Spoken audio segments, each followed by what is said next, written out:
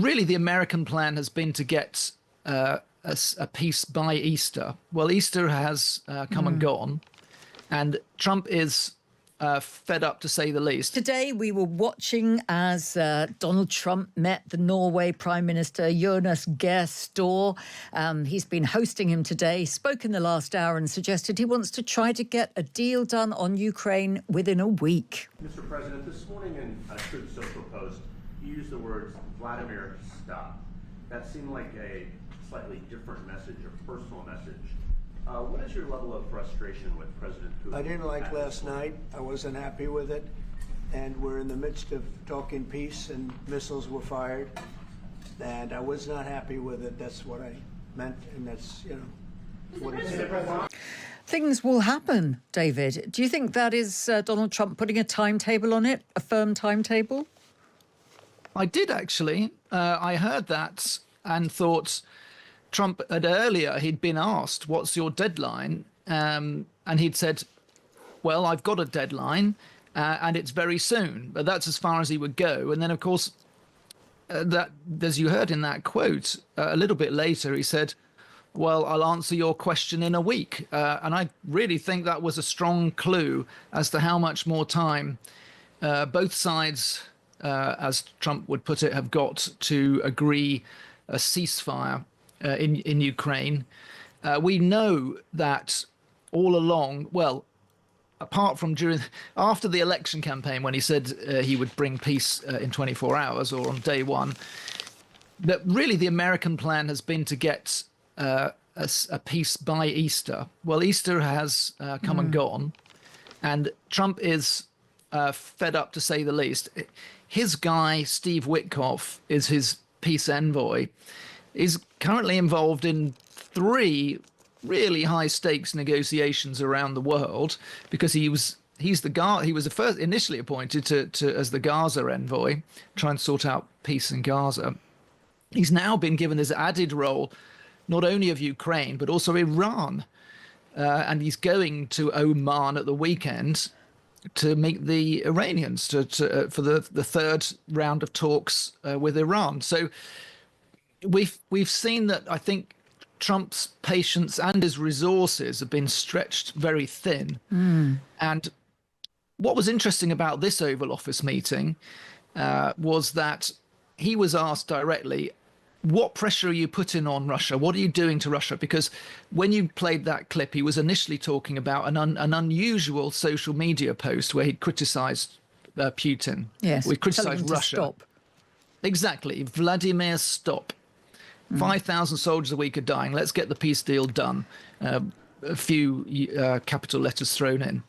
And this was because, of course, there was these massive Russian airstrikes on Kyiv overnight. It killed 12 people and wounded 90 people. And Trump did expand on that. He was asked to expand on that in the Oval Office. He said that he wasn't happy that during peace talks that all this killing was going on. But then he snapped back at the reporter who said, well, what pressure are you putting on Russia? And he said, you don't know what pressure I'm putting on Russia. Yeah. We're putting a lot of pressure on Russia. And Russia knows that. Well, it's got a obviously strange way of showing it, but maybe that's how Russia reacts when it's put under pressure. But David, it attacks again. What is the pressure? I mean, what leverage is there over Putin? Steve Witkoff talking face-to-face with Putin. What is going to push him into a corner? Well, we think that Trump has been rather loath to actually enact any further types of sanctions. He notably didn't even apply an extra tariff to Russia on Liberation Day when he sat out all those tariffs on just about every other country in the world. There are some financial measures that could be taken that would effectively cut the Russian central bank off from many overseas resources. Well, that would instantly tank the Russian economy, and it would be a very aggressive act. But there aren't many other arrows in the quiver to deal with Russia, given that so many different sanctions have been applied, and they still managed to get resources from North Korea, for example, from Iran, I suppose. Obviously, allegations that China is supplying them with various things. So it does look like, and of course, Trump is in a showdown with China, so he's not in a position to pressure China to stop sending goods to Russia. But at the same time, he has really laid down the law on Ukraine and Zelensky. I mean, he was lashing out at Zelensky yesterday, and now he wants both sides to come together to accept a current deal. But he is hinting time and time again, in fact, being quite explicit sometimes, that Ukraine might have to be prepared to lose Crimea. When you say Crimea, that was handed over during a president named Barack Hussein Obama. That had nothing to do with me, Crimea. That was 11 years ago with Obama. And they made a decision. There wasn't a bullet fired. There was no fighting. There was no anything. They just handed it over. Now they say, well, can you get it back? I think that's going to be a very difficult thing to do. That was given by Barack Obama when he was president. Yeah. Trump blaming Obama. As we've said, at the time, Ukraine was pretty helpless.